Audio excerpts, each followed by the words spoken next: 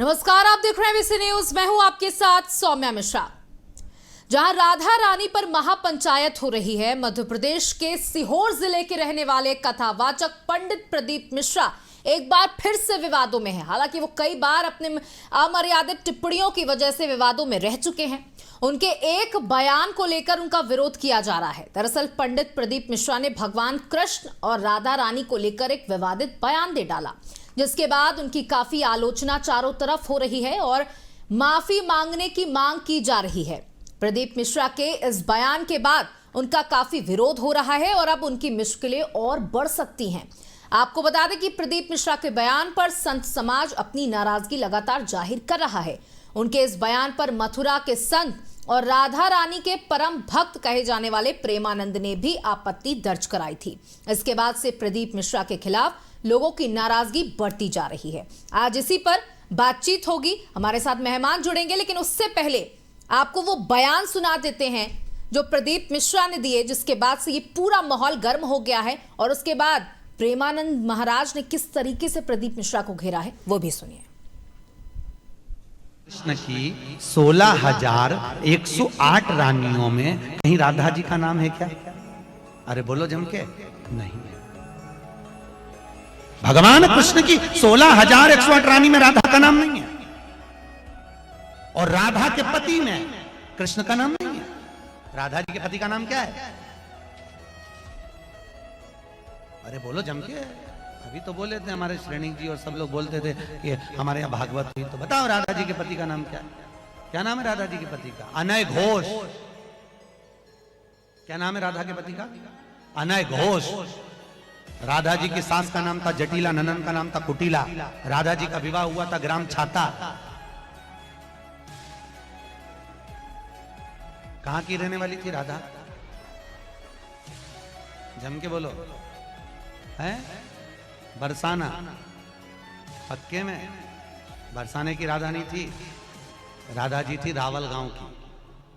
बरसाने में तो राधा जी के पिताजी की कचेरी थी, जिसमें राधा वर्ष में एक बार कचेरी पर जाती थी, इसलिए उसका नाम है बरसाना। वर्ष में एक बार आना, उसको कहते बरसाना, जहां राधा जी के पिता की कचेरी थी। कल हमको एक क्लिप दिखाई गई किसी भागवत प्रवक्ता की, वो लाडली जी के विषय में बोल रहा है कि राधा ऐसा राधा ऐसा। 4 श्लोक पढ़ लिए, भागवत प्रवक्ता बन गए। कभी बैठे हो संतों के चरणों में? कभी किसी महापुरुष की चरण रज का सेवन करके बात करते तो तुम्हारी अशुद्ध वार्ता ऐसी वाणी से नहीं निकलती। चर्चा की जाती है प्रभु की, प्रभु में अनुराग प्रकट करने के लिए, स्वयं में, और जो सुने उसको भगवान में श्रद्धा हो जाए, प्रियाजू में श्रद्धा हो जाए। जो हमारी लाडली जी के विषय में एक भी बात नहीं जानता, वो लाडली जी के विषय में बोलने का अधिकार क्या जानता है लाडली जी के विषय में? श्री जी, अरे हम जीते हैं उन्हीं से, हम उन्हीं में रहते हैं, वो हम में रहती है। अगर तुम्हें जानकारी करनी कि श्री जी क्या है तो हमारी आंखों में आंख मिलाकर देख श्री जी क्या है, फिर तुझे पता चलेगा। जो परम रस है, जिसे वेद कहता है रसो वैसा हृदय लब्ध्वानंदी भवतु, वो रस समुद्र परमात्मा वृंदावन में 2 रूप में सदैव खेल रहा है। स्वयं लाडली बना हुआ और लाल बना हुआ, 2 नहीं है। श्री हरिवंश सुरित सुनाऊं, श्यामा श्याम एक संग गाऊं, छिनिक कवन अंतर होई, प्राण सु एक देह है दोई। राधा संग बिना नहीं श्याम, श्याम बिना नहीं राधा नाम, छिन छिन प्रति आराधत रही, राधा नाम श्याम तब का। वो हद करके बोल रहा है श्री जी के लिए। आपको बता भी हमने आपको 2 बातें सुनाई जाए। एक तरफ प्रदीप मिश्रा है जो विख्यात कथावाचक है, जिनकी कथाओं में हजारों लाखों लोगों की भीड़ देखी जाती है, और हाल ही में उन्होंने जो कथा में अपने एक ऐसी बात बोल दी जिसके बाद से वृंदावन बरसाने में महापंचायत हो रही है। और इस महापंचायत में यह निर्णय भी लिया गया है कि प्रदीप मिश्रा माफी मांगे इस पूरे मामले पर, नहीं तो उनको बरसाने में घुसने नहीं दिया जाएगा। वहीं उज्जैन से भी यही आवाज उठ रही है कि नाक रगड़कर प्रदीप मिश्रा को माफी मांगनी होगी। सभी संत साधु एकजुट हो रहे हैं इस पूरे बयानबाजी को लेकर के। आज इसी पर चर्चा होगी। हमारे साथ पंडित सुशील पाठक जी जुड़ गए हैं, जो कि धर्मगुरु हैं। साथ ही आचार्य संतोष कुमार पांडे जी हैं। आपका भी सब बहुत बहुत स्वागत है आप दोनों का। साथ ही साथ हमारे साथ एक और कथावाचक जुड़ चुके हैं, पंडित राकेश शास्त्री जुड़ चुके हैं। आप तीनों का बहुत बहुत स्वागत है इस डिबेट में। सबसे पहले मैं पंडित सुशील पाठक से शुरू करना चाहूंगी। देखिए, हमने अभी आपको एक बाइट सुनाई जिसमें उन्होंने शुरुआत ही इस तरीके से की कि 16,000 रानियों में कभी राधा का नाम सुना है क्या, या कृष्ण की पत्नी के नाम पर राधा का नाम सुना है क्या। हालांकि ये पहली बार नहीं हुआ है जब राधा और कृष्ण को के ऊपर कोई बयान दिया गया हो या उन्हें काल्पनिक बताया गया हो। इसको कैसे देखते हैं आप? देखिए, सबसे पहली बात, सौम्या जी, राधा और कृष्ण दो नहीं है, राधा कृष्ण दोनों एक है। ये प्रदीप मिश्रा जी के बयान को मैं बिल्कुल, मेरे हिसाब से मैं कहीं से कहीं तक सही नहीं मानता। स्वामी प्रेमानंद जी ने जो भी बात राधा रानी के विषय में कहा है अक्षरशः सत्य है। और हमारे श्रीमद् भागवत पुराण हो या अन्य ग्रंथ हो, कहीं पर भी भगवान श्री कृष्ण और राधा का विवाह नहीं हुआ। राधा और कृष्ण दोनों नहीं है, वो तो एक ही है। एक ही स्वरूप के दो रूपों में दर्शन है। कहीं पर राधा जी को अगर हम देखेंगे तो आप निधि वन में जाइए, निधि वन में राधा जी स्वयं कृष्ण बनकर मुरली लेके खड़ी है। तो कहीं जहां पर भी हम जाएंगे वो दो नहीं है, वो तो एक ही है। रही बात बरसाने और रावल की, कोई भी ग्रंथ अगर हम उठाकर देखें तो राधा रानी का जो पिताजी हैं वृषभान जी, उनका मूल बरसाना बताया गया है। कहीं पर आज तक हमने रावल नाम की चर्चा नहीं पड़ी। ये पहली बार प्रदीप मिश्रा जी के मुंह से सुन रहे हैं। प्रदीप मिश्रा जी का ये बयान निश्चित हमारी से ठीक नहीं है। प्रदीप मिश्रा जी को इस विषय पर अपने आप में सरेंडर करना चाहिए। स्वामी प्रेमानंद जी के सामने उनको अपने आप में माफी मांगनी चाहिए, क्योंकि हमारे किसी भी ग्रंथ में कहीं पर ना तो राधा जी का भगवान कृष्ण से विवाह हुआ है और न रावल कहीं पर उनका जन्म स्थान बताया गया है। उनका जन्म स्थान भी बरसाना बताया गया है। और कृष्ण दो नहीं। अगर हम ब्रज में जाएं तो जहां भी जाते हैं तो एक ही आवाज निकलती है। अगर रिक्शे वाला होता है, हम जब रिक्शे से निकलते हैं वो ये नहीं कहता बच जाओ, श्री राधे। यानी राधा और कृष्ण दो नहीं है, वो तो एक ही है। हमारी लाडली राधे जी जो है वो कोई और नहीं, वो स्वयं बिहारी जी के दोनों स्वरूपों में उन्होंने लीला करने के लिए ये अवतार दिए हैं। वो अवतारी हैं, कहीं पर उनको इस रूप में नहीं देखना चाहिए। जी संतोष कुमार जी, देखिए, धर्माचार्यों को, संत महात्माओं को ये जिम्मेदारी है कि वो अपने धर्म का एक सुखद रूप में प्रचार करें। और जब कथावाचक प्रदीप मिश्रा जैसे विख्यात कथावाचक हजारों की भीड़ में इस तरह की बातें कह रहे हैं और उसके बाद उन पर महापंचायत का गठन हुआ है, उनके ऊपर कार्रवाई की बात कही जा रही है, तो एक माहौल बन रहा है सनातन के खिलाफ, जो कि हम कहेंगे कि नेगेटिव है। इसको कैसे ले रहे हैं? सौम्या, सबसे पहले तो मैं आपको ये बताना चाहूंगा कि हमारा जो संस्कार है वो संस्कार वैदिक व्यवस्था के अंतर्गत मनुष्य मानव के भीतर में परमात्मा ने बहुत ही श्रेष्ठ स्तर पर उसके अंदर इम्प्लांट किया हुआ है। आपने वो बयान देखा होगा जिस भाषा में वो राधा रानी श्री जी के प्रति अपनी शब्दावली का जो प्रयोग कर रहे थे पंडित प्रदीप मिश्रा जी, वो शब्दावली शर्मसार करने वाली है।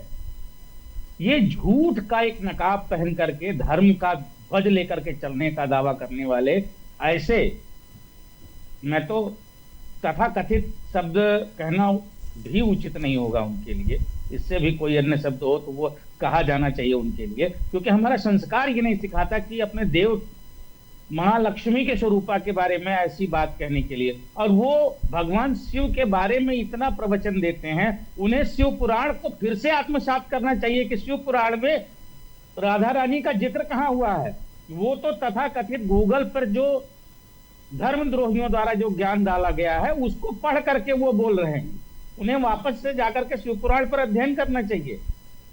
भारत में रुद्राक्ष पहनाने की जगह पे भद्राक्ष पहनाने वाले ऐसे ब्राह्मण हैं। वो एक लोटा जल और समस्याओं का हल, ये आचरण क्या आपको सिखाता है धर्म का?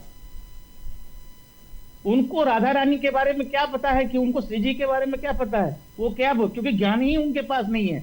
मैं तो चुनौती देता हूं उनको कि वो आए समाज के समक्ष जो है वो संध्या वंदन करके दिखा दे तो मैं उनको विप्र मान लूं।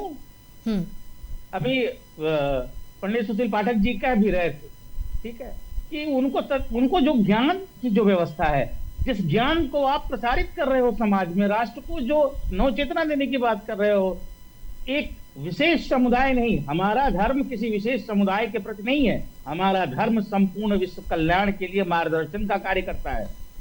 उन्होंने व्यक्तिगत ऐसी टिप्पणी कर करके कि जो आज पीढ़ियों नहीं युगों से जो व्यवस्था जिनको हम अपने अंदर आत्मसात किए हुए हैं, अपने हृदय के अंदर बसाए हुए हैं, उन पर इतनी भद्र टिप्पणी। उन्होंने गोस्वामी तुलसीदास जी पर भी ऐसी टिप्पणी की, उनके शिक्षा व्यवस्था पे बात की।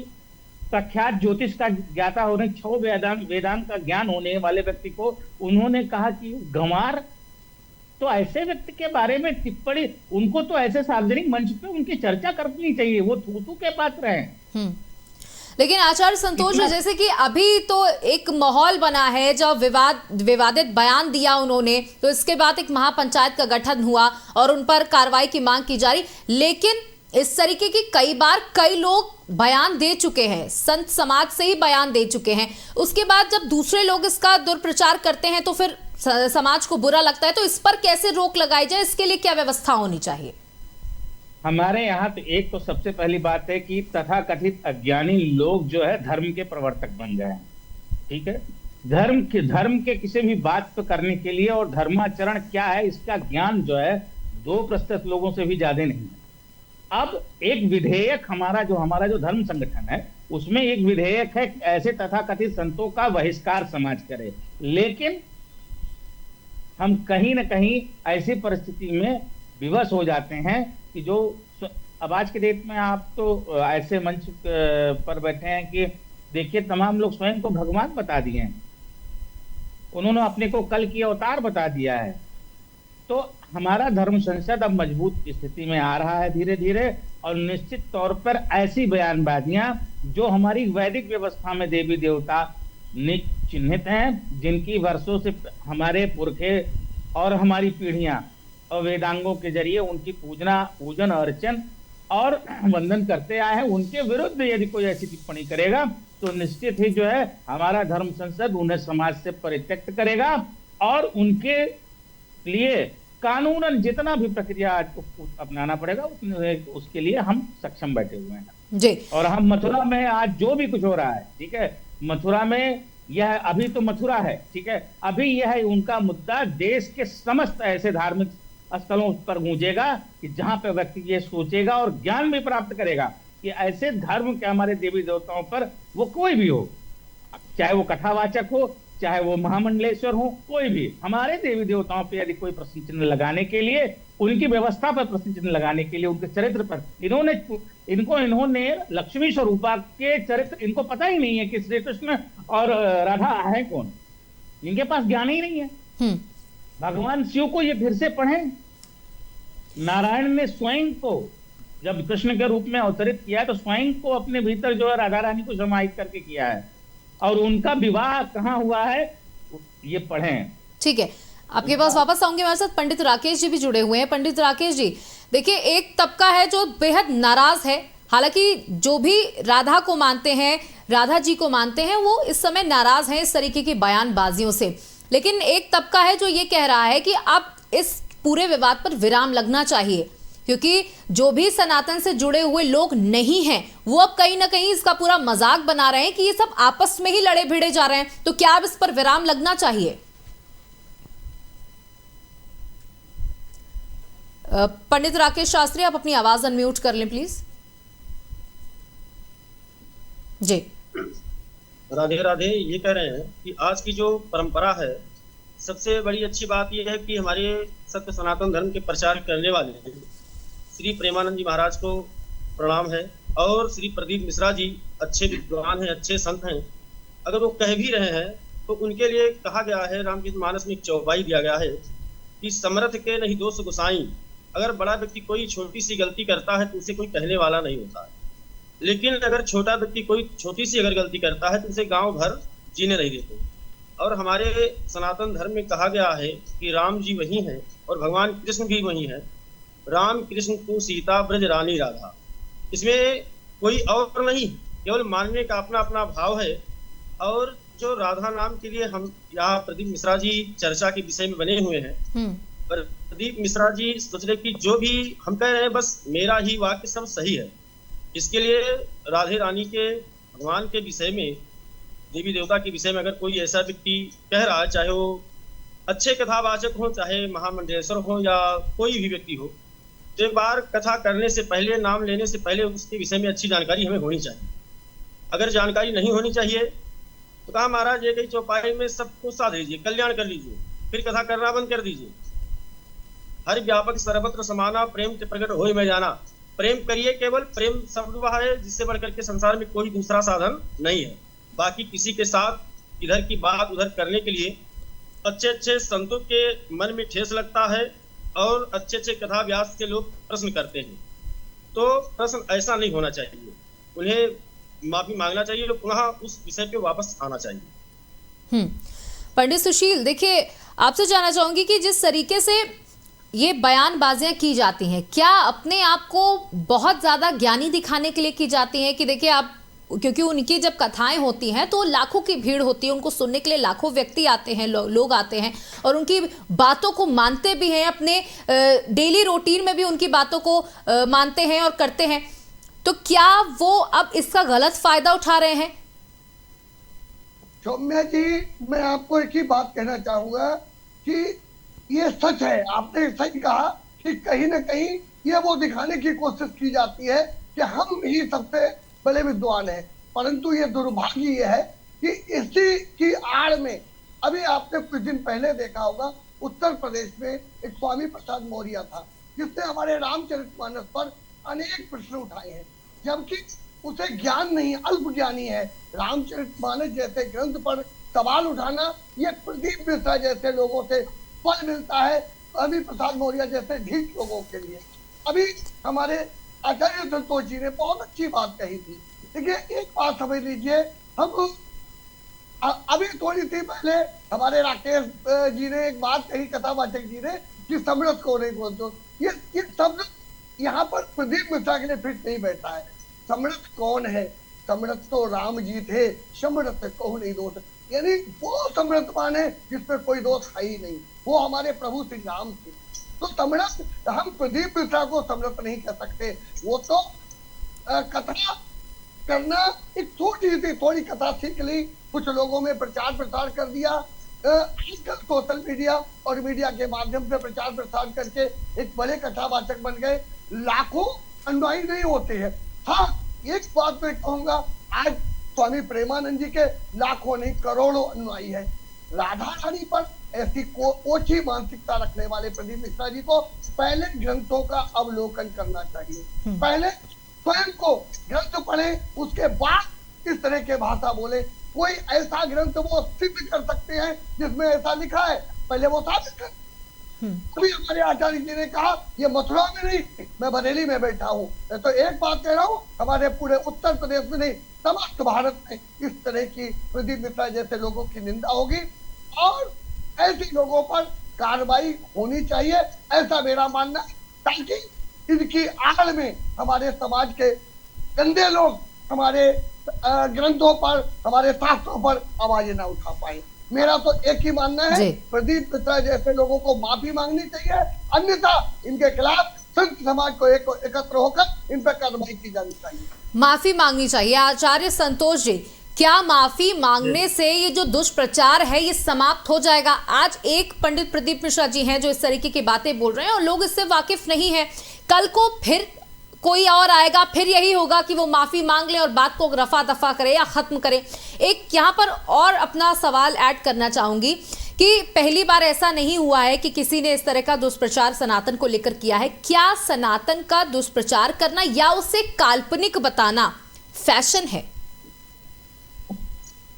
सौम्या जी, आपको सबसे पहले ये बताऊं कि भारत में सनातन का मतलब समझने वालों की संख्या जो है मात्र 5% है। भगवा पहन लेने से, तिलक लगा लेने से, हिंदू वर्ण में जन्म लेने से आपके सनातन शब्द की पूर्ति नहीं होती है। सनातन वह शब्द है कि धर्म आचरण का इतना फिल्टराइजेशन वर्ड है वो कि मतलब जो जिसकी प्योरिटी का एक उच्च स्तरीय मानक हो वह सनातन है। ठीक है, अब अभी थोड़ी देर पहले पंडित सुशील पाठक जी ने बहुत अच्छा विषय रखा था एक राजनेता के बारे में, ठीक है। ऐसे तथाकथित राजनेता एक नहीं है, ये हमारे साथ बहुत तरीके से ये साजिशें चल रही हैं हमारे धर्म को दूसरे धर्म के समक्ष रख करके तोड़ने के लिए। ये ऐसे ऐसे, कभी स्वामी उत्तर प्रदेश में एक नेता है स्वामी प्रसाद मौर्य, उसने क्या बोला कि हमारे रामचरितमानस सब ये है, हमसे संवाद करने की हैसियत रखने की का वो दावा करता है, शास्त्रार्थ करने का वो दावा करता है। अरे उसको तो ये नहीं पता है कि उसकी जो व्यवस्था है, परमात्मा ने उसको धरती पर जो जन्म दिया है वो परमात्मा की व्यवस्था को समझे बिना वैसे ही नाजायज तरीके की बात करते हैं। आने वाले समय में सौम्या जी, जो हमारा धर्म संसद है, इस पर अब कठोर कदम उठाएगा, क्योंकि अब ऐसे ऐसे धर्म साहित्य को मंच से मीडिया में अपना मैनेजमेंट करके, चैनलों को पैसा दे करके, फेसबुक, ट्विटर और यूट्यूब पे बूस्ट लगा करके और अपने फॉलोअर्स बढ़ाने का जो छोटे छोटे टोटके बचा करके, आजकल देखिए आप यूट्यूब पे और फेसबुक पे रोज ज्योतिष के ऐसे ऐसे रील्स बताएंगे, कहेंगे आप बाएं पैर का मोजा उतार दो, उसको अग्नि में जला दो, आपके गृह कलेश खत्म। मतलब हमारी जो वैदिक व्यवस्थाएं हैं, अरे गृह कलेश परिवार में अच्छे समरसता और अच्छे संस्कार से समाप्त होता है, ना कि पैर का मोजा जलाने के लिए। तो ऐसे कथावाचक इन्हें ये रुद्राक्ष जो पहना रहे हैं, इनको रुद्राक्ष के बारे में नहीं पता है, इनको इसे इतिहास नहीं पता है, इनकी मार्केटिंग है। तो अब हमारा धर्म मार्केटिंग के लिए नहीं चुना है। आपको एक बात बता दूं, ब्राह्मण संसार को सब कुछ दिया, एक राजपूत को राजा बनाया, एक जो है वैश्य को व्यापार करने का दिया, कायस्थ को संपूर्ण दही खाता दे दिया, लेकिन स्वयं के लिए भिक्षा चुनने वाला ब्राह्मण वो ब्राह्मण नहीं हो सकता है जो धर्म के प्रति ऐसे निंदाजनक शब्दों का प्रयोग अपने देवी देवताओं के प्रति करे। मैं तो उनकी ब्राह्मण होने की व्यवस्था पे प्रश्न चिन्ह उठा रहा हूं कि एक ब्राह्मण ऐसा कर कैसे सकता है।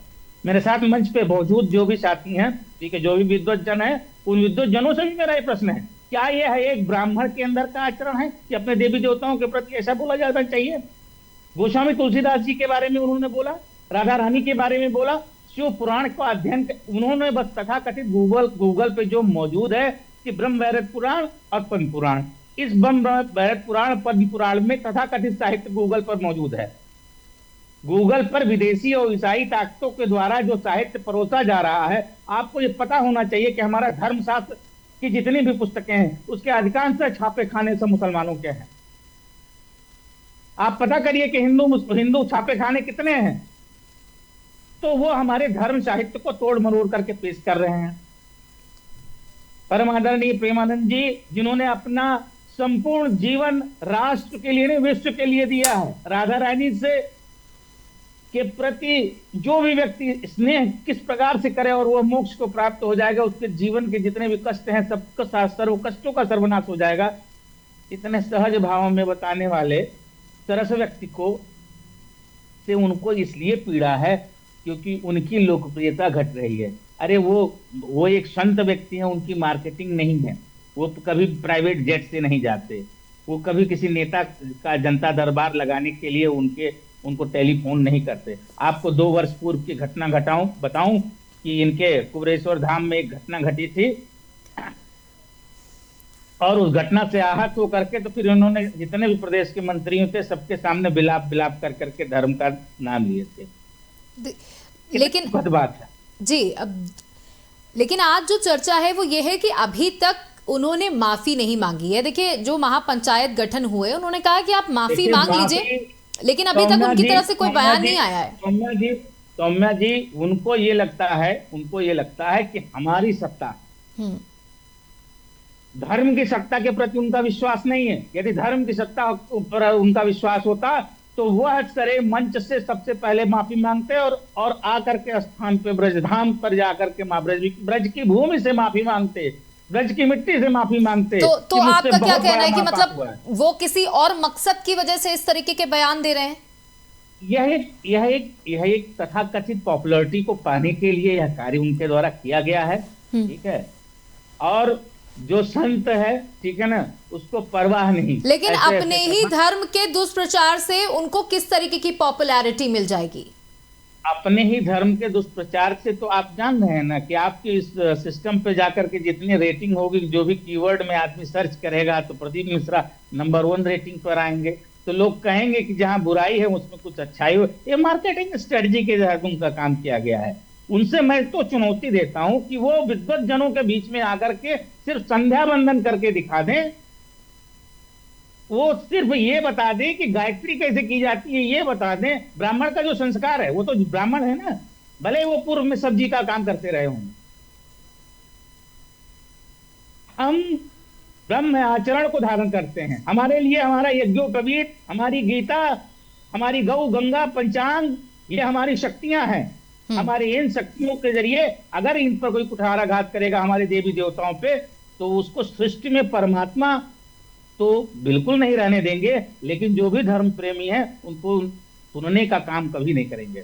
ठीक है पंडित राकेश जी, देखिए जो दो और भी आचार्य हमारे साथ बैठे वो लगातार कह रहे हैं कि ये जो बात कही गई है ये कथित पब्लिसिटी के लिए कही गई है या अपने गलत ज्ञान को उड़ेलने के लिए, क्योंकि अगर हम कोई ऐसी बात कहेंगे जो बिल्कुल लूप से हट के होगी तो हम फेमस हो जाएंगे। इस बात से आप कितनी सहमति रखते हैं? जी, मैं पूरी सहमति से कह रहा हूँ कि देखिए इस संसार है, कहा है कि संसार के लोगों से आशा ना किया करना। जब संसार में बहुत प्रकार के समझाएंगे, भगवान देवाधिदेव महादेव भगवान भोलेनाथ सती मैया को बार बार समझाए, लेकिन सती जी के बात समझ में नहीं आई और सती जी बात नहीं मानी। अंत में परिणाम क्या हुआ? अपने शरीर को भस्म कर देना पड़ा। इसलिए ऐसे हमारे प्रदीप मिश्रा जी के लिए भी कहा है कि नर नाचत मरकट की नाई सब ही नचावत राम गोसाई। उनकी बुद्धि विपरीत दिशा में जा रही है, क्योंकि उन्हें अब धर्म से कोई मतलब। हमारे संतोष जी महाराज कह रहे हैं, बहुत अच्छी बात कह रहे हैं कि वो दुनिया से हट करके जा रहे हैं। क्योंकि अगर 56 प्रकार का भोजन लगाया जाए, 56 प्रकार का व्यंजन बनाया जाए, तो 56 प्रकार का भोजन सबको अच्छा नहीं लगता। उसमें से किसी एक को कुछ अच्छा लगेगा और किसी को कुछ नहीं अच्छा लगेगा। तो उन्हें अब शास्त्र से और धर्म से कोई लेना देना नहीं है, ऐसा उनके भाव से लग रहा है। केवल उन्हें अपने नाम से अच्छे चर्चित विषय माने जाने हैं कि जितने विलंब वो करेंगे, जितने लेट करेंगे, उतने सारे लोग उनसे जुड़ेंगे और उनसे बार बार पूछेंगे। लेकिन ये एक भाव होता है, ये पतन का कारण निश्चित, इसमें कोई संदेह नहीं है। क्योंकि कहा गया है कि नर नाचत मरकट की नाई सब ही नचावत राम गोसाई। जैसे हमारे राम जी नचा रहे वैसे हम सभी लोग नाच रहे। तो उनका जो समय था, जितना उनको कमाना था, जितना उनको पॉपुलर होना था, समाज में आना था, सारी चीज एक रास्ता बदल दी। लोग प्रदीप मिश्रा जी के पीछे पीछे चल रहे थे। उनकी कथाएं अभी आज मैंने एक जगह भागवत जी की कथा हो रही है अपने सिद्धार्थनगर में, वहां भी हम गए थे। वहां भी कई लोग कह रहे हैं कि हम यूट्यूब पे प्रदीप मिश्रा जी की कथा सुन रहे हैं। हमने कहा बहुत बहुत धन्यवाद आपको, सुनिए अच्छी बात। जो संसार में अच्छा लगे उसे ग्रहण कर लेना चाहिए, जो समझ में ना आए उसे तुरंत पूछना चाहिए। क्योंकि जब विद्यार्थी अपने स्कूल में एडमिशन लेता है, नाम लिखाता है, तो किस कार्य? पढ़ने के लिए, जब जीवन में कुछ अच्छा करना है। लेकिन अगर वो उसके समझ में कुछ आएगा ही नहीं तो समय बर्बाद करने से कोई लाभ मिलेगा क्या? लेकिन पंडित राकेश जी, जैसा आप कह रहे हैं कि हमारा धर्म ये कहता है कि जो भी अच्छा है उसे ग्रहण कर लो, जो बुरा है उसे छोड़ दो। लेकिन यहाँ पर जो भविष्य के लोग हैं या युवा हैं, वो कैसे समझे कि क्या गलत है क्या सही है? वो एक तरफ ये कहा जा रहा है कि राधा रानी और कृष्ण एक है, एक तरफ ये कहा जा रहा है राधा काल्पनिक है। तो किसे सच माना जाए और कैसे ये डिसाइड किया जाए कि कौन सा हमें अपने तक रखना है और किसे छोड़ देना है?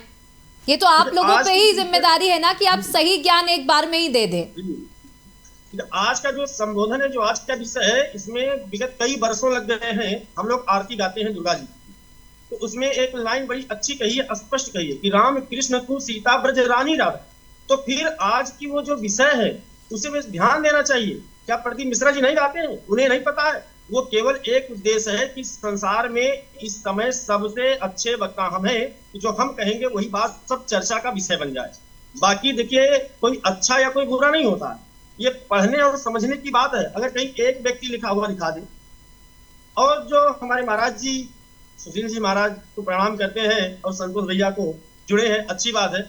ये वृंदावन बरसाने में जहां भी आप जिस मोड़ में जाएंगे, जिस मंदिर में, जिस दीवार की तरफ आप देखेंगे, केवल एक स्वर दिखाई देगा, एक भाव दिखाई देगा, केवल राधा। और राधा नाम लेने से इतना सुख और शांति मिलता है कि जीवन में कभी हम कल्पना नहीं कर सकते ठीक है कि राधा नाम से बढ़कर के संसार में कुछ है। जी। क्योंकि अगर समय हो तो 2 मिनट का एक कथा हम लेंगे, अगर आदेश हो तो हम कहें। जी जी एक बार भगवान बालकृष्ण कन्हैया लाल से रुक्मिणी, सत्यभामा, जामिनी, कालिंदी सभी लोगों ने कहा कि हम भगवान को ज्यादा मानते हैं, अगर भगवान कहें, बालकृष्ण कहें तो हम अपने प्राण दे देंगे। तो भगवान ने सुनते सुनते कहा अच्छा ठीक है, एक बार लाओ सबको देख लिया जाए। तो भगवान को मूर्छा आई, भगवान ने एक लीला करना प्रारंभ की, और जब मूर्छा आई तो सब लोगों ने रोना गाना प्रारंभ किया कि हाय मेरे प्राण प्रिय, मैं क्या करूं। तो एक वैद्य जी को बुलाया गया, वैद्य जी आए, कहा कि देखो ये ठीक हो सकते हैं लेकिन इनके लिए काम करना पड़ेगा। कहा क्या काम करना पड़ेगा।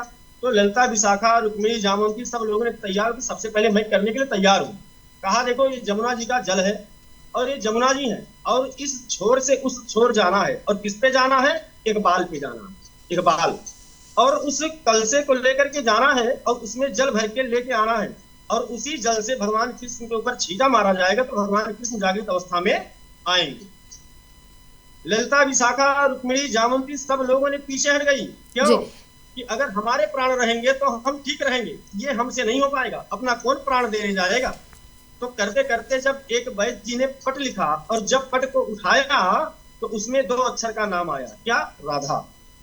तो पूछे, सब लोगों से पूछा वैद्य जी ने कि ये राधा किसका नाम है।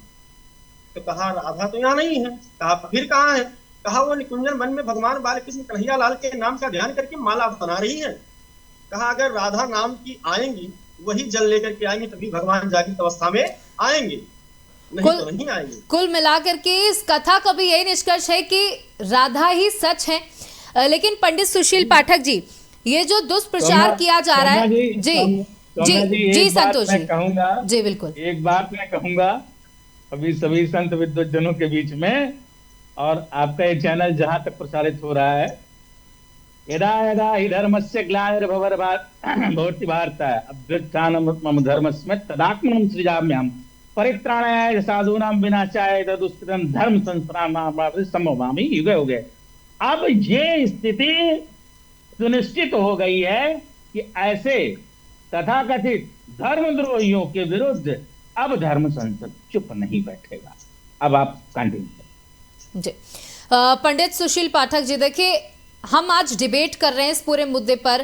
पहले भी कई लोगों ने इस तरीके की टिप्पणियां की हैं, संत समाज से ही टिप्पणियां की हैं, जिस पर एक तबका जो है वो विरोध करता है।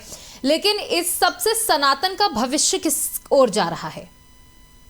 कि सौम्या जी एक बात समझ लीजिए, हमारे 2 ग्रंथ हैं, अगर हम वाल्मीकि रामायण को उठा लें तो प्रभु श्री राम का अवतार बाद में हुआ है। भगवान वाल्मीकि रामायण में प्रभु श्री राम क्या करेंगे, अवतार लेंगे, किस तरह से क्या क्या लीलाएं करेंगे, ये सारा कुछ वर्णन कर दिया।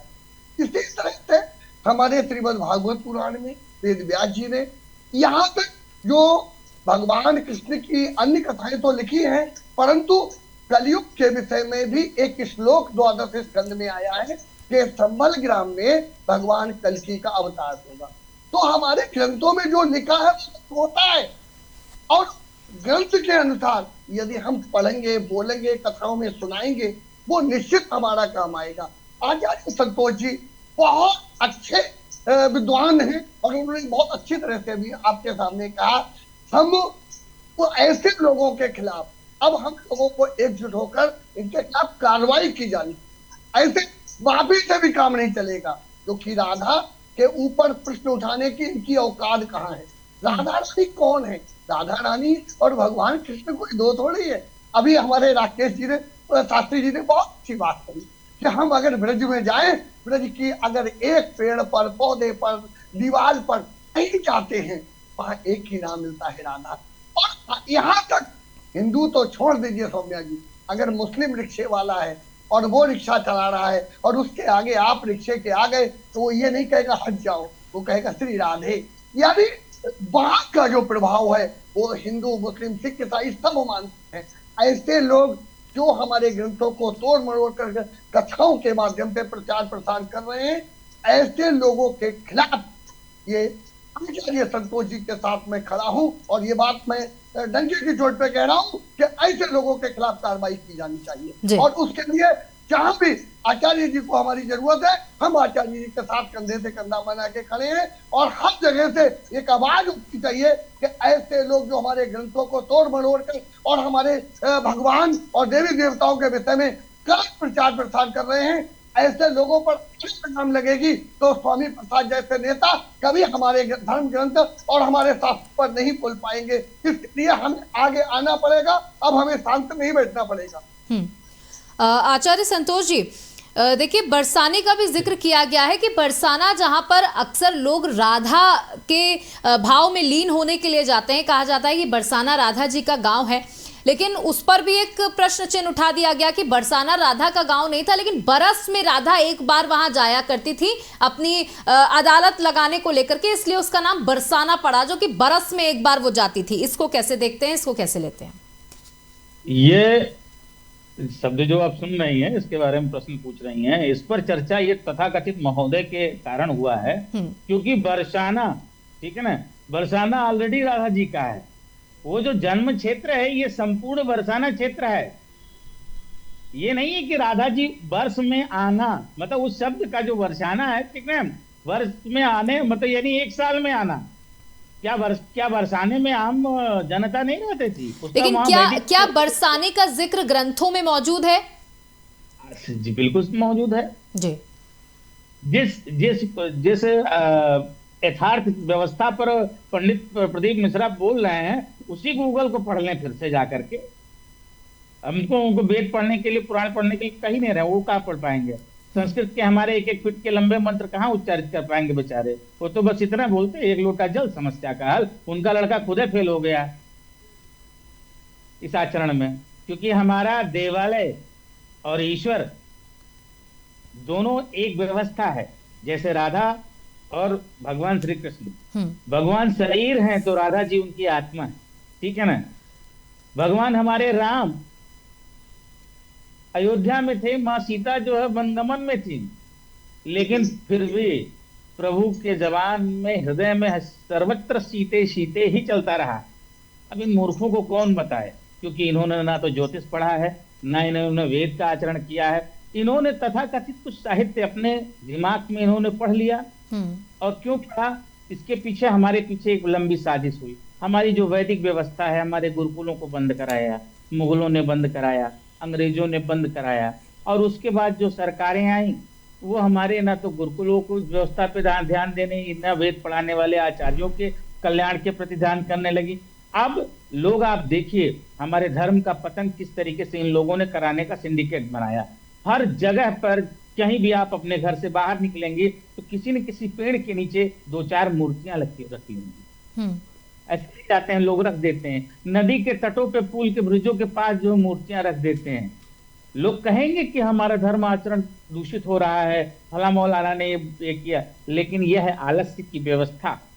कौन डाल रहा है हमारे बीच में? क्या एक भी दिन कथा में पंडित प्रदीप मिश्रा जी ने धर्म आचरण की चीज कैसे आ सकती है हमारे जीवन में, इस पर चर्चा, अगर उनका पूरे कथा का इतिहास देख लीजिए तो इस पे नहीं, क्योंकि उनको खुद नहीं पता है कि धर्म आपके अंदर आपके आचरण से आता है, और जब आपका आचरण श्रेष्ठ होता है तब आपको परम तत्व की प्राप्ति होती है, परमात्मा की प्राप्ति होती है, मोक्ष की प्राप्ति होती है, मनोवांछित कामनाओं की प्राप्ति होती है। वो सीखा ही नहीं, वो बताएं, वो क्या, वो तो ये बताएंगे कि भगवान ऐसे थे तो उन्होंने इसका वध कर दिया। अरे उसका वध क्यों कर दिया? तुम ऐसा आचरण करो कि जिससे तुम्हें प्रभु की प्राप्ति हो। लेकिन आचार्य संतोष जी, जब उसी कथा में बैठकर हजारों लोग उन्हें सुन रहे हैं तो उन पर किस तरीके का प्रभाव पड़ रहा है, और कैसे लोग अपने धर्म के प्रति जागरूक होंगे, सच्चाई को जान पाएंगे? जैसे आपने शुरुआत में ही कहा कि सिर्फ 5% लोग ही हैं जिनको अपने धर्म के बारे में वाकई में ज्ञान है। तो जब इस तरीके के लोग अपनी बातों से लोगों को प्रभावित कर रहे हैं लाखों की संख्या में, तो लाखों की संख्या में तो प्रचार तो उसी तरीके से आगे बढ़ रहा है। वो अपने घर में आके अपने बच्चों को बताएंगे, उनके बच्चे अपने बच्चों को बताएंगे, तो प्रचार तो यूं ही गलत चलता रहेगा ना। इसको रोकने का क्या तरीका है? सौम्या जी, मैं बताऊं, 2 प्रकार की ईश्वरीय वाणी होती है, ठीक है। एक प्रदत्त है संतों के पास, जैसे हमारे प्रेमानंद जी महाराज, वो संत हैं, ठीक है। उनका निर्मल मन है और वो अपने निर्मल मन से परमात्मा को प्राप्त कर चुके हैं, राधा रानी की कृपा उनका। ठीक। दूसरा होता है विद्वान। अब संतों का पोषण यह समाज करता है और विद्वानों का भी पोषण समाज करता है। दोनों की सुरक्षा व्यवस्था पर, दोनों की समाज में प्रतिष्ठा बनी रहे, इसकी नैतिक जिम्मेदारी के प्रति यह हमारा समाज धीरे धीरे तथा कथित, जब से ये मजारों पर जाकर के चादर चढ़ाने लगा, दरगाहों पर जाने लगा, चर्च में भी जाकर के गॉड ब्लेस यू करने लगा, तब से हुआ। क्यों काट डाले गए संत जो है महाराष्ट्र में, साधुओं की हत्या हुई जम्मू कश्मीर में, आए ना आए दिन कोई साधु मारा जाता है, और मारे गए किसी भी साधु के बारे में आप इतिहास उठा के देख लीजिए, कोई भी उसके बारे में ऐसा कोई आचरण नहीं के प्रति आप इंगित नहीं कर सकते कि वो व्यभिचारी रहा हो, घूस लिया हो, कहीं उसका ठेका पट्टा काम रहा हो। संत के पास क्या है? कुछ नहीं, सुबह शाम स्नान करना, भगवत भजन करना, जो आया उसको अच्छी बात बता देना। मार्केटिंग का कोई भी टूल्स हमारे प्रेमानंद जी महाराज के पास नहीं है, कोई भी टूल्स उनके पास नहीं है। वह किसी से भी 10 पैसे का कोई अपेक्षा नहीं रखते हैं। जब व्यक्ति की जो स्वयं अपेक्षा होता है, जब उसको उनकी वाणी, उनका ज्ञान प्राप्त करके व्यक्ति मोक्ष और आत्म तृप्ति प्राप्त करता है, तब वह जाकर के वह सर्वस्व अपना ध्यान कर देता है। जगत गुरु रामभद्राचार्य जी महाराज जी अपने मन से सीधे बोलते हैं कि ब्राह्मण होना, ब्राह्मण जाति का टाइटल लेकर के चलना महान नहीं है, जब तक ब्राह्मण ब्रह्म आचरण आपके पास ना हो।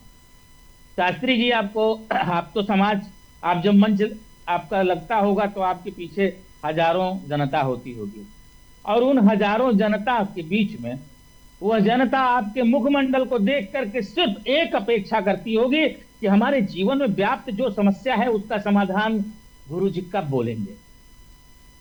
और जब गुरु जी को यदि ज्ञान नहीं है तो गुरु जी मार्गदर्शन कैसे करेंगे? पंडित प्रदीप मिश्रा जी ने जो समाज में जो ये राधा रानी पर टिप्पणी करके, तो गोस्वामी तुलसीदास जी पर टिप्पणी करके उनको गंवार बता दिया। जो ज्योतिष का परम ज्ञाता हो, 6 वेदांगों का परम ज्ञाता हो, उसको गंवार बता दिया। गंवार का मतलब उनको शायद पता नहीं है। गंवार का मतलब ये होता है कि अल्हड़, अंगूठा टेक, पागल, उसको कुछ नहीं पता हो, उसके पास कोई आचरण ना हो, कोई खड़े होने का तरीका ना हो, बात करने का तरीका ना हो, ऐसा कोई आचरण नहीं हो जिसे अच्छा कहा जा सके, वो गंवार। क्या हमारे गोस्वामी तुलसीदास जी गंवार? क्या हमारी राधा रानी जो माँ लक्ष्मी विष्णु की धर्मप्रिया, वो उनका अस्तित्व ही नहीं है? शिव पुराण की कथा सुनाते हो, फिर से शिव पुराण आत्मसात कर ले पंडित प्रदीप मिश्रा। यदि उनको समाज में अब कथा कहनी है और उससे पूर्व आकर के ब्रज भूमि के प्रत्येक संत और मिट्टी समेत से माफी मांगे विश्व मंच पर, तब जाकर के शायद एक बार विचार किया जा सकता है। अन्यथा यह धर्म संसद उनको भारत में कहीं भी कथा करने की योग्य नहीं छोड़ेगा। ठीक मैं है, खुले मन से यह चुनौती दे रहा हूं। पंडित राकेश जी, देखिए अब एक तरफ तो टिप्पणी हो गई है और ये मांग उठ रही है कि पहले तो वो माफी मांगे और उसके बाद ही उन्हें इजाजत मिलेगी कि वो आगे किस तरह की कथाएं करें। लेकिन अगर माफी मांगने तक क्या ये मुद्दा समाप्त हो जाएगा? कल को फिर कहीं उनकी कथा होगी और शायद वो फिर कोई ऐसा बयान दे दे, या वो ना दें कोई और दे दे, तो एक एग्जाम्पल सेट करने की जरूरत है कि आगे चल के कोई भी धर्म गुरु या कोई भी व्यक्ति सनातन के प्रति ऐसा दुष्प्रचार ना कर पाए। ऐसी कोई व्यवस्था होनी चाहिए क्या? जी बिल्कुल होनी चाहिए। मेरा कहना ये है कि जैसे जब तक किसी को किसी प्रकार का ज्ञान ना हो तब तक उस विषय में उसे चर्चा ही नहीं करना चाहिए। और प्रकाश होगा कब? एक बंद कमरा हो और बंद कमरे में एक रस्सी लटक रही हो और वो सर से स्पर्श कर जाए, सर को छू जाए, और जब उसमें बल्ब जलेगा, प्रकाश होगा, तो जो रहेगा वही दिखाई देगा। अगर अंधेरा रहेगा तो उसको रस्सी सांप दिखाई देगा, और जब तक सांप दिखाई देगा जब तक उसको भय लगेगा, और जब प्रकाश आ जाएगा तो भय नहीं लगेगा, जो रहेगा वही दिखाई देगा। इसलिए मुझे कहना है कि जब तक पढ़िए, ये जीवन मिला है, जीवन भर आप पढ़ते रहिए, सुनते रहिए, ज्ञान कभी पूरा नहीं होता है, और केवल पूर्ण हमारे एक है पारब्रह्म परमेश्वर। इनके अलावा सब अधूरे हैं। अगर कोई ये कहता है कि सबसे बड़ा ज्ञानी मैं हूँ, अगर अपने आप को सिद्ध करता है तो समझ लीजिए कि किसी लायक नहीं हूँ। क्योंकि एक चौपाई बड़ी अच्छी है कि जय बिन देह नदी बिन बारी, तैसे नाथ पुरुष बिन नारी। उस मछली को आनंद कहाँ आता है? जल में। और माताओं का श्रृंगार क्या होता है? पुरुष पति होता है। और जिसके जीवन में धर्म होता है वही अच्छा और सुशील होता है। और संत की परिभाषा अगर कहा जाए तो वास्तव में हमारे श्री प्रेमानंद जी महाराज वास्तव में संत हैं। और हमारे सुशील जी महाराज और हमारे संतोष भैया भी अभी कह रहे हैं। तो कहना है कि संत की परिभाषा क्या है? संत हृदय नवनीत समाना। संत का हृदय क्या होना चाहिए? कभी उनमें क्रोध नहीं आना चाहिए। अगर क्रोध आ गया तो समझ लीजिए कि आप उनसे पीछे हट जाएंगे। क्रोध अगर आया तो आप किसी लायक नहीं है, सबसे पहली बात। और संत का मन क्या होता है? कोमल होता है। और संत की परिभाषा क्या होती है? जो अपने समाज को, अपने भक्तों को अंधकार रूपी सागर से उबार करके प्रकाश की तरफ आपको ले जाए और आपको ज्ञान कराए कि हमारे प्रभु राम जी कौन है, भगवान बालकृष्ण कन्हैया लाल जी कौन है, राधा जी कौन है। और इस प्रकार एक दूसरे के पीछे उलझे रहेंगे, उन्हें माफी मांग लेना चाहिए, उन्हें ज्ञान होना चाहिए और सीखना चाहिए। क्योंकि कोई पढ़ करके ज्ञानी नहीं होता, चाहे छोटा हो या बड़ा हो। पढ़ते पढ़ते आप जीवन पूरा कर लीजिएगा, आपके पास विद्वता अधूरा ही रहेगा। बिल्कुल, तो आपका कहना है कि आधा ज्ञान बेहद विनाशकारी है, जो कि प्रदीप मिश्रा जी के जिस तरह की जो टिप्पणी उन्होंने दी है। पंडित सुशील पाठक जी, आपका आखिरी कमेंट लेना चाहूंगी कि किस तरीके से इन सारी चीजों पर रोक लगनी चाहिए और सनातन के उत्थान के लिए किस तरीके के कार्य होने चाहिए। देखिए, अभी हमारे आचार्य संतोष जी ने बहुत सुंदर बात कही है कि हमें धर्म संसद को अब आगे आना चाहिए और ऐसे तथा कथित कथावाचकों के खिलाफ कठोर कार्रवाई होनी चाहिए, जो हमारे ग्रंथों को और हमारे देवी देवताओं को जो लीलाएं हैं, कथाएं हैं, उनको तोड़ मरोड़ के परखने वालों के लिए खिलाफ कार्रवाई हो और हम सबको एकजुट होकर उनके खिलाफ कार्य करना चाहिए। क्योंकि हमारे राधा और कृष्ण दो नहीं है, वो एक है। राधा रानी पर प्रश्न उठाना बहुत बड़ी बात है। प्रेमानंद जी जैसे संत जिन्होंने सर्वस्व न्यौछावर कर दिया इस राधा रानी पर, और ऐसे राधा रानी पर प्रदीप मिश्रा क्या बोलेंगे? ऐसे कथा का प्रचार करने के लिए इनके खिलाफ कार्रवाई करना चाहिए। इस तरह की कथाओं पर रोक लग जानी चाहिए जो ऐसे बात पे। अभी संतोष जी ने कहा ना, ये वास्तविक में प्रदीप मिश्रा जी से सौम्या जी एक सवाल कर लीजिएगा। हमारे यहाँ त्रिकाल संध्या होती है और गायत्री मंत्र को श्राप मुक्त करके जब हम संध्या वंदन करते हैं, जरा उनसे पूछ लिए संध्या वंदन का विधान। आचार्य संतोष जी ने बहुत सुंदर प्रश्न उठाया था। सच यही है कि यहीं पर प्रदीप जी खेल जाएंगे कि वास्तविक संध्या वंदन ही क्या, यही नहीं बता पाएंगे तो राधा रानी पर क्या बोलेंगे? राधा रानी जैसी महा जो प्रभु की एक अंग है, उन पर क्या बोलेंगे? तो राधा और कृष्ण दो नहीं, वो तो एक ही है और इनके खिलाफ कार्रवाई होनी चाहिए। धर्म संसद को आगे आना चाहिए। आचार्य संतोष जी, 1 मिनट में आपसे जवाब लेना चाहूंगी। आज हम इस मुद्दे पर डिबेट कर रहे हैं, हमारी जनता हर धर्म से जुड़ी हुई है। जब वो आज इन सारी चीजों को देख रही है तो क्या उनके मन में ये बात नहीं आ रही है कि अपने ही धर्म में दुष्प्रचार कर रहे हैं और अपने ही धर्म के लोग आपस में भिड़ रहे हैं? बिल्कुल सटीक प्रश्न है आपका। और यह प्रश्न मैं तो ये चाहूंगा कि हर एक धर्म उस धर्म स्थल पर लिखा होना चाहिए। जैसे मंदिर जाने वाला हमारा यह व्यक्ति, उसके दिमाग में यदि प्रश्न हो तो उसको मिटाने के लिए, उसका प्रश्नों का उत्तर लेने के लिए वह ढूंढ दे। पहली चीज तो आप ये जान लीजिए कि जितने भी धर्म के लोग हैं हमारे जम्बू द्वीप पे,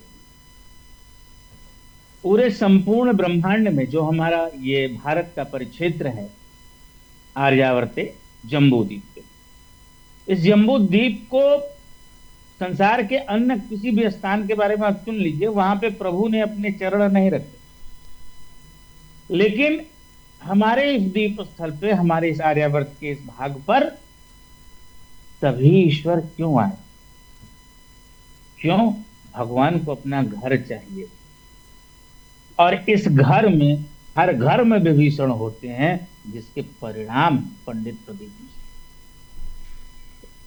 हर घर में विभीषण होते हैं। उस युग का विभीषण धर्म के लिए था, लेकिन इस युग का विभीषण अधर्म के लिए है।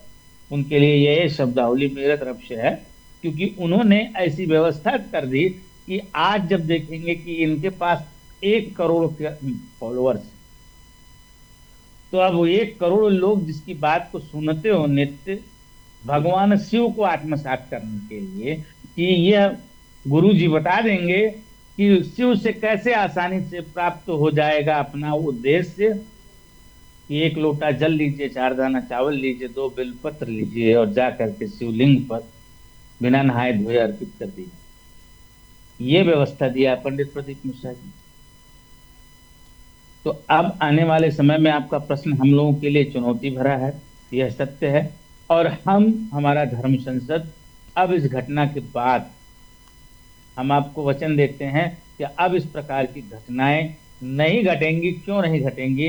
क्योंकि अब संत चुप नहीं बैठेगा। बिल्कुल, क्योंकि संत के पास सिर्फ झोला है, कुछ नहीं है।